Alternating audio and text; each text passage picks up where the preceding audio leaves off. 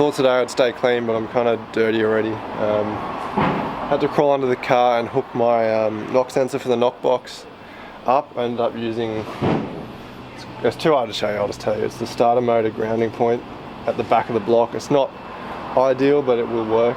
So it'd be cool to actually test out this knock box. I've recently bought it, mainly for tuning the Subaru. So Benny will back this up on the dyno and we'll see how it goes. It's made a perfect voyage over here. Everything's good, leak free, looks sexy, so stay tuned.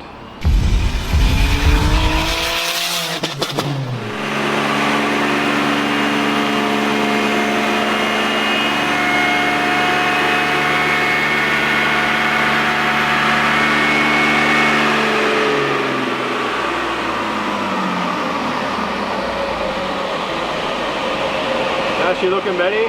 Looking good. What we did on the street, pretty good? Yeah, for the load that you can achieve on the street, it looks good. But on the dyno you can't get like 3,000, you know, sort of 60-70% load and hold it there and wait for everything to stabilise. How's the injectors looking? We're getting so far close. So good, I haven't even touched them yet. I mean, I haven't touched the extra map yet, so let's have a look. 3,000 RPM. Yeah, she's pretty good.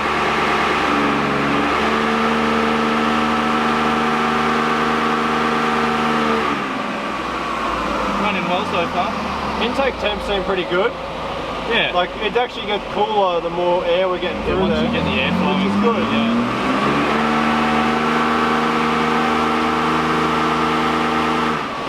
So you can see the man in action. They're such small maps, aren't they? Yeah, you don't really need, you know, huge maps. It'll take you all day to map it out because it's a piggyback, so the fact that the computer has more sense. So we also, you can see where we've got the temp sensor plugged in. Thermocouple from the dyno. This is reading on here. So for some reason it's reading wonky, it's showing a minus, but that's accurate. So intake temperature's looking pretty good so far.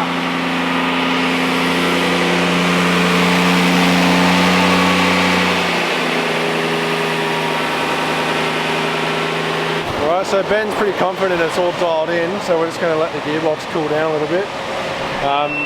Currently we were making about 200 horsepower at 4,000, which is roughly what they make stock. So we've got another 2,000 RPM to go, and also we've got some timing to add to it. Yeah, one thing at a time. Let's get the base. But do you reckon we do? Base run. I reckon we can. Yeah. We'll get the base run done first, and intake temperatures look pretty good. Yeah, so far. So far. Yeah.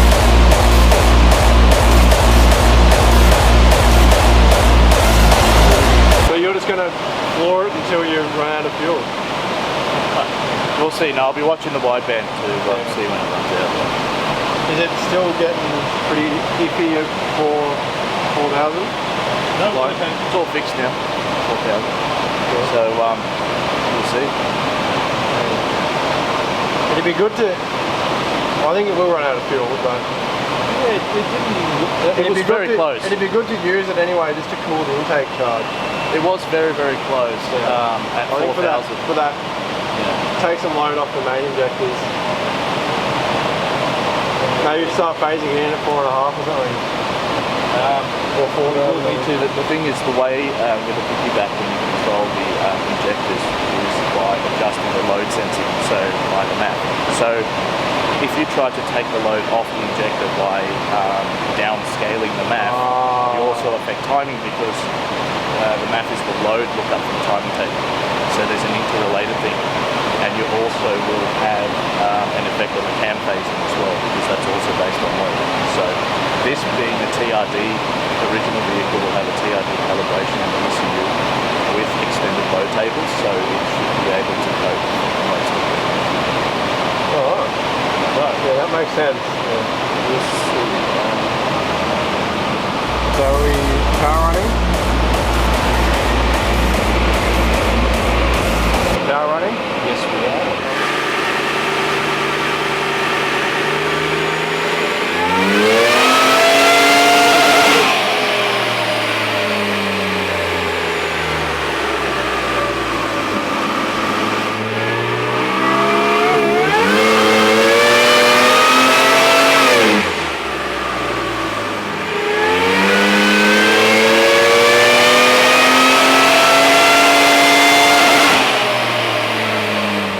the first run and it made, what did you say, 195? 195. 256 horsepower. So, mind you guys, every dyno is different. Everyone in America reads astronomically high because they don't set the dynos up correctly. So the only thing that matters is on the same dyno, at the same relative temperatures, and on the same car, basically. So, first run, the rev limiter is set to 5.5, which is annoying. We can't actually raise that up with the piggyback ECU because it needs to be flashed into the actual main computer. There's no way to change rev limiter. Nothing. Nada. It's a shame because it sounds like it's just getting started. Yeah, it is. It's really well good. Like it sounds like 5.5 is where the peak kind of power is. As you can kind of see on here.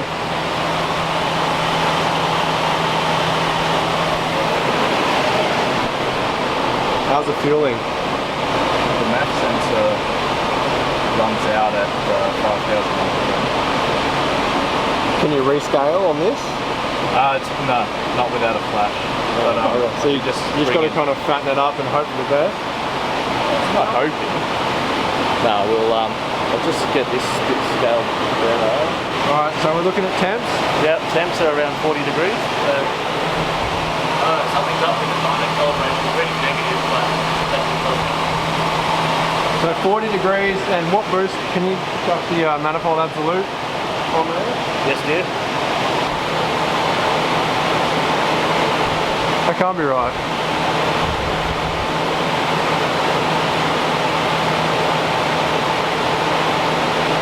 What's showing? 18 pound. Surely not.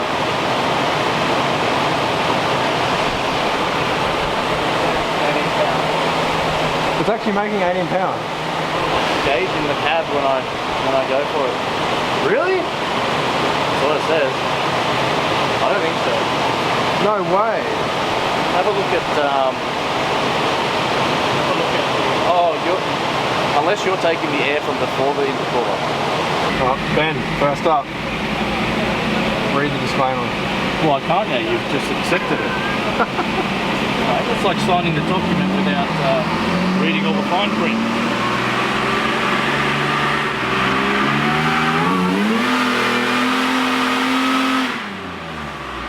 What was it reading? About 8 or 9. So that thing's off then. Yeah, she's off. Oh! Oh no, it's because it's hot side. That's don't worry about it. That's just a big deal.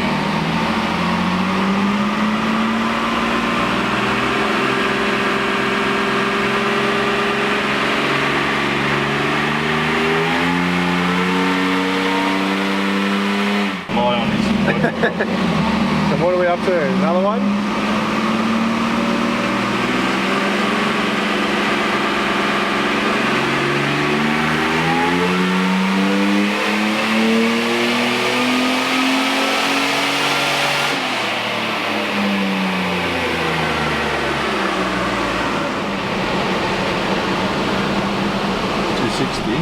Needs more fuel. More fuel! Please sir, can I have more?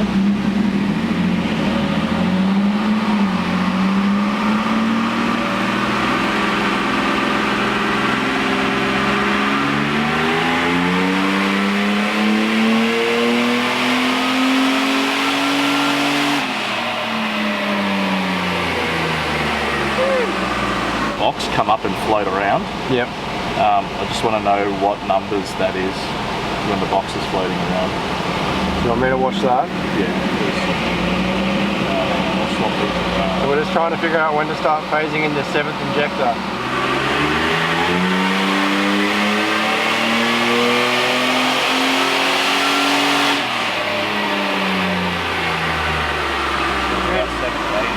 Yeah, 80 and 75.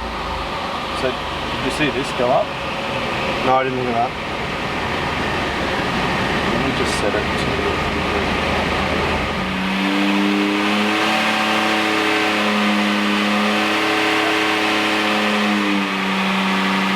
It says it's driving it. There's no extra fuel coming out.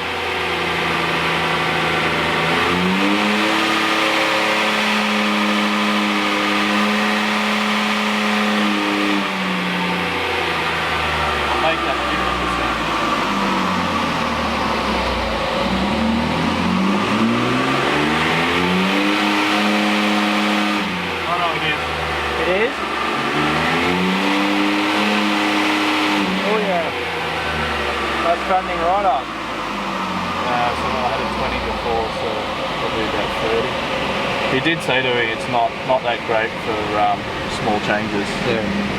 Fuck, I was getting a bit worried because we weren't seeing any fueling increases, but just go big or go home, I suppose.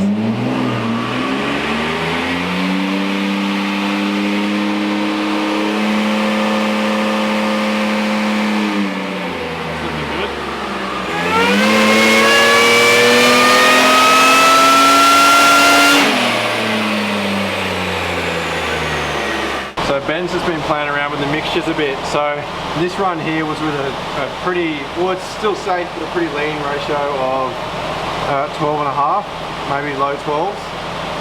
And he's fattened it up with these ones down to say like mid 11s, high 11s. And yeah, you can see how much power it takes out by running it rich. We're not seeing any detonation.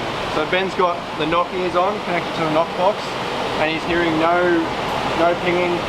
So, nothing. And what did you say? 16 degrees advance? Yeah, I think it's a bit less than that. Something like that. So, we've actually got the cutout open now. We're going to see if that makes a difference. I can't tell, is it actually open? Yes, it is. Oh. Yeah, Ben's got noise cancelling on. So, cutout's open. Let's see how this goes.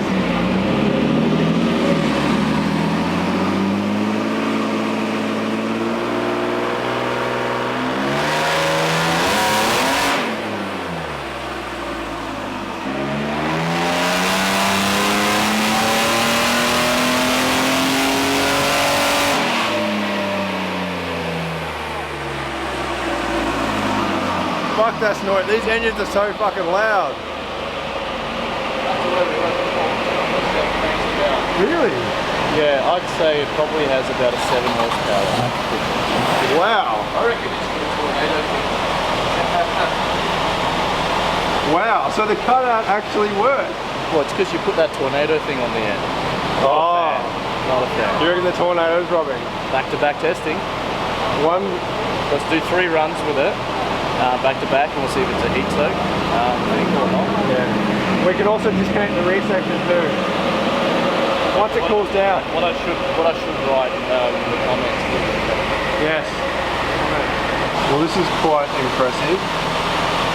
So that is cutout closed, and then 3 runs with the cutout open, back to back. Very repeatable graph and numbers. So it's kind of interesting, I suppose. So either the tornado's restrictive, or it just needs that extra flow on top of. Yeah, it could be just the fact that there's all that extra pipe, but I reckon it's a tornado. Yeah. Well, I suppose we can take the rear section off later. Yeah, but that's what we're here for. Maybe after lunch, we'll let it cool down. Once it cools down. But we did 3 back-to-back runs straight after the other with the cutout open. So let's have a look and see how the intake comes out.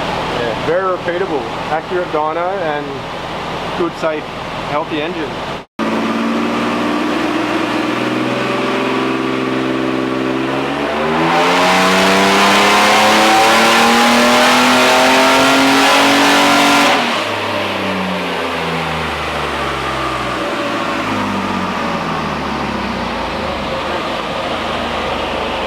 How much timing did you sprinkle then? That's 1 extra degree, so we're 2 up from standard, or where it was? Well, standard's not really a decent reference point because we have more load going through with a lot more air. So total timing up towards red line is probably around 12 degrees plus 2, so about 14. And no knock? No knock. Wow. So we're picking up about 4 horsepower, sorry. Yeah, 4 horsepower at the wheels per degree. Which you were saying, when you're seeing repeatable increase, there's plenty so when more. you see good gains from timing increase like that, it means that there's still a lot to come. And it's not, we haven't reached the point of diminishing returns. Of course, the engine could be knock limited as well. So we're keeping really close. But not yet. Not as far as we've found. Yeah.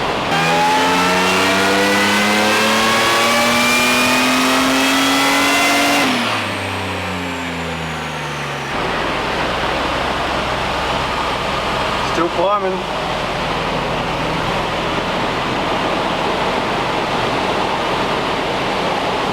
Just give it timing in doses of 5.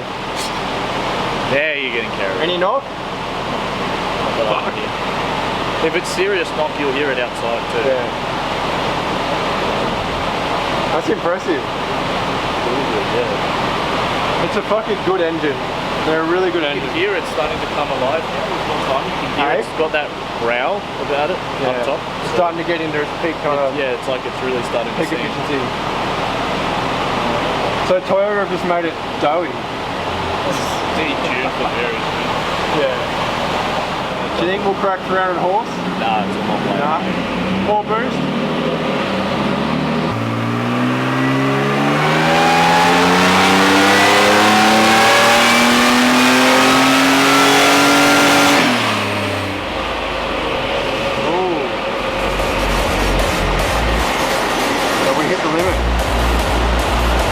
MBT?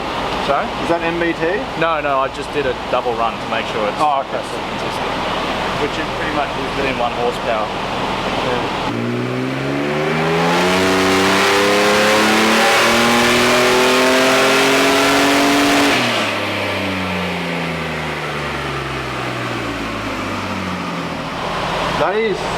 That is quite impressive. Mr. Toyota have done a good job on the cooler, that's for sure.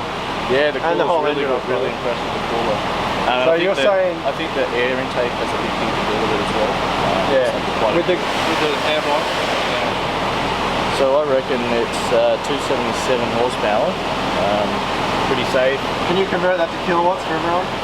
Please, sir. Thank you. With the flick of the keystroke. So that last run was with another degree of timing? Yeah. And it started to go backwards. The same. Went backwards. Backwards, so it's not worth it. What was my prediction the other day? I can't remember. Please enlighten us all. It was 200. Around 200 to 205. No, I said 200 to 220. It's somewhere in the middle. Yeah. So, wow. Okay, well, smaller pulley, Kelford cams. Kelford cams. Pretty carried away now. I like your enthusiasm. Yeah. I just don't like the maybe next year. Alright guys, there's a winning number. 207.2 kilowatts at the wheels. So 429 newton meters of torque. At 4,000. But the first, it's because it's supercharged. It's pretty flat, the torque curve. So as soon as I go full throttle, I get my 400 and odd newton meters. And with the automatic and the kick down, the earliest I can ramp on is around about 3,000. And at 3,000 RPM, I'm getting my 421 newton meters of torque. So I'd say it's pretty safe to say that from converter flash, which is when the converter starts to provide the direct drive, all the way through to at least 4,500, we're seeing minimum 400, 410, 420 newton meters of torque at the wheels. Which means at the engine there's going to be a lot more torque. Maybe like 550 or something. Yeah, I'm not sure what the drivetrain loss on this is, but definitely. I suppose on 25% loss, about 500. Yeah. So put it this way: where the rubber hits the road, you get 420 meters. That is impressive. In your drivable range. I must say I'm thoroughly impressed with this. Yeah. Everything's worked. So what I'll do is I'm going to cruise around, see if I can tweak the part throttle a little bit, and then we'll go have lunch.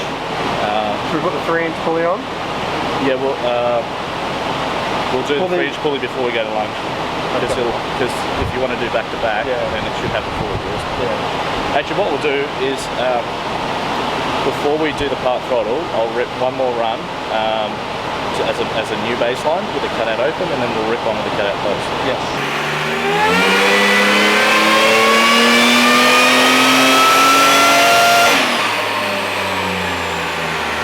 So yeah, that is where the cutout makes the difference.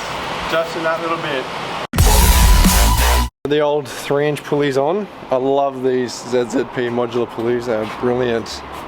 That was literally 5 minutes work.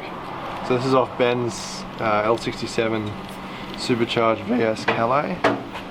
So this will give us a good indication of what it would have made stock, but it probably would pick up 10-15 kilowatt over stock. Yeah. So I'll set the maps back to standard and we'll do a run. Yep. Let's do it! So you've just come and loaded the factory tune in and started it up, but you've had to add 12% fuel to get it to run. Well, kind of. So what I've done is I've gone to set the fueling tables back to standard. Okay, so that godforsaken static is back. Thankfully it's only at the end of the video, but anyway, I'll just quickly narrate what Ben's saying. Essentially, by putting the airbox on the car, it has thrown the fuel table out essentially by 15%.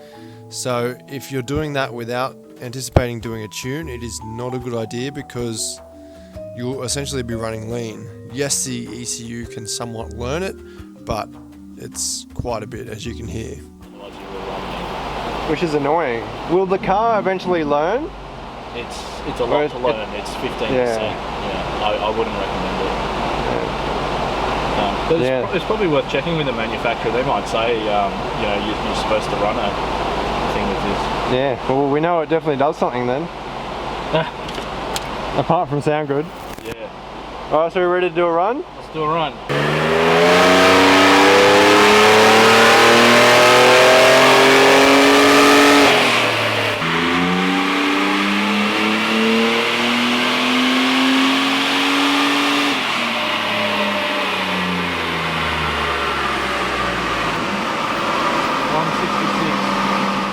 So essentially, by putting the intake and the exhaust on, the engine's breathing so freely now that the factory 6-pounder boost that we were seeing before doing all this, we're now down to 4 pounds. So that means that the engine is less restrictive, boost being a measure of restriction. A measure of restriction. Yeah, well, it's proportional to the restriction. So just to check that everything is a fair comparison, the mixtures are running the same still. And if we have a look over here, so the mixtures are the same. Let's have a look at the temperatures. And if anything, the temperatures are actually lower with the lower boost amount, which is what we expect. Yeah. So about 10 to 15 degrees cooler with the smaller, with the larger pulley, with less boost, I should say. So it's a pretty substantial gain there. And that's with the base timing, isn't it? This is exactly as it should be standard. Can you chuck the timing advance that we had on the other pulley and see what it makes? Yeah, we can do a bit of a tune-up. Let's have a look.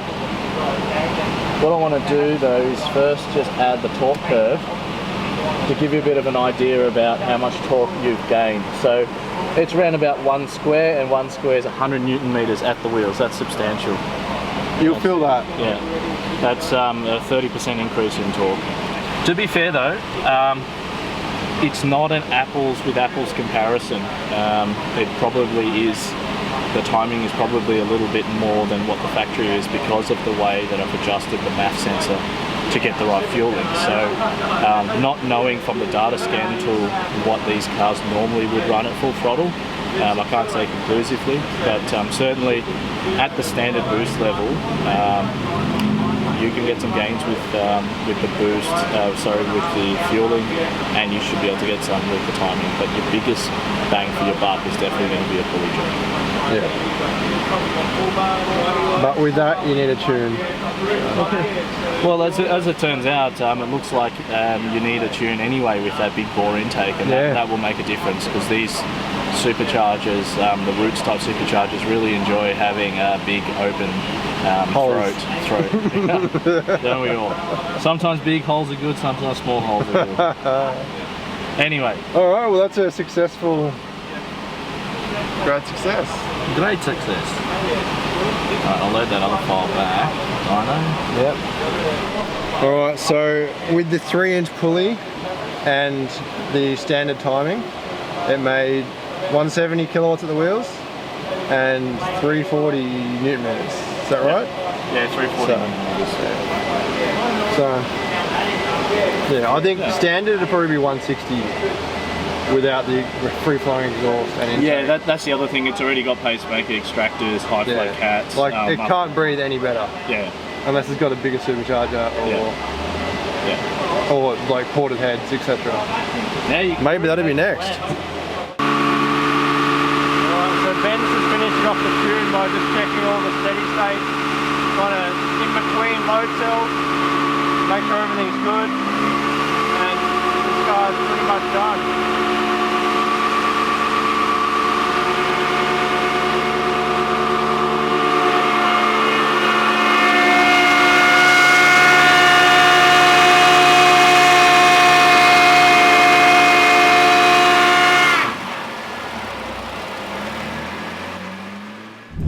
Well guys, that went extremely well, almost too well. Don't see that too often for starters, a car actually hitting MBT on the dyno, and it did, so max brake torque, which means obviously it's the absolute best torque that the engine combo can make. No matter how much timing you give it, it actually started losing power once we got to about, I don't know, 14 or 16 degrees of timing. So yeah, it's all good. The car drives exactly like standard, which I think is one of the things that Bill was worried about. I do think he's going to think it's a bit too loud. I'll be very curious to see what he says about that. So if that is the case, we're going to have to get a custom rear muffler made to take all that sound out. But other than that, it went well. You know, 207 kilowatts at the wheels and about 430 newton meters of torque from probably, I don't know, 1800 all the way to, I think carried it to about 4.5, 5,000. Rev limiter is about 5.5-ish. So yeah, it's still feeling pretty safe. I think the next thing that would need to be done and should be done is a transcooler, because it's still running the factory one. Obviously you can live a little bit longer without that, but it's a pretty cheap upgrade, because basically once you cook your trans fluid, it just keeps degrading and keeps ruining everything in the gearbox. So that might be next on the cards. It's not a big job, so that's that. But I dare say I'll be back for a different rear muffler setup. But anyway, I really hope you guys enjoyed this. It's been hard work to get it all done in 5 days. Like, it might not sound like a lot of stuff to do, but to do it like to perfection, like I always strive to do, it takes time.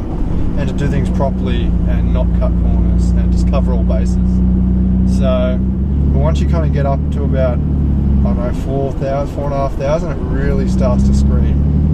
It's like the engine's coming to its own little like efficiency window, and it's crazy. It's really awesome.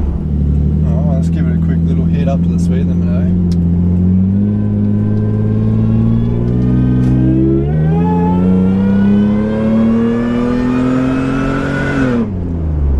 Woo. That really gets screaming. That is, yeah, it gets up there. Would I prefer supercharged over my turbocharged cars? No. In my opinion, you can't beat a turbo. It's just more efficient. It's a lot more work to set up, usually. That's why a lot of people don't do it. Having the torque down low is good with the supercharger, but turbo, it's essentially free power from wasted exhaust gas. Whereas a supercharger is a parasitic drag off the engine crank.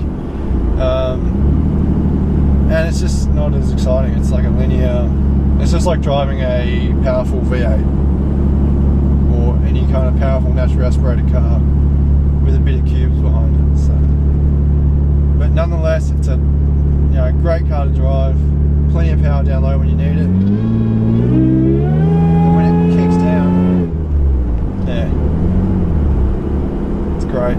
It's really cool. It's deceivingly fast. Like the K hour gets up pretty quick, but yeah, I think I'm happy. Everything's worked. 7th injector works perfectly. I was a bit worried. I spent probably 6 hours drawing all that up, measuring it, all that stuff, sending it off to Ben at ABC&C in South Australia. He milled it up for us like the next day, got it all finished, expressed it to me overnight, landed like midday Friday, yesterday, chucked it on last night, started the car, leak free, all good. Like I said, hopefully you guys enjoyed this, and if you're interested in any of the stuff we've done, I do have some I do have one more 7th injector set up, and I can make plenty more if there is interest for it. So for those of you doing this at home, if you're doing a 2.7 pulley, you could probably just scrape in without needing it, but it would be good to do it just for that safety. On the 2.5 pulley, we end up using about 40% of the injector to get that fueling to fatten the mixtures up enough into spec. And yeah, as Ben said earlier, that airbox, I think it's like 115% more flow than factory, and you can see it because the MAF sensor is thrown out by the scaling. So if you're going to be doing that, it's a good idea to actually get a tune, which is a bit of a pain because it means you've got to get a piggyback, which brand new is about $1,000. So yeah, once you've spent the dollars and got the supporting mods, these are a really good thing. The old 1GR motor, I'm pretty impressed.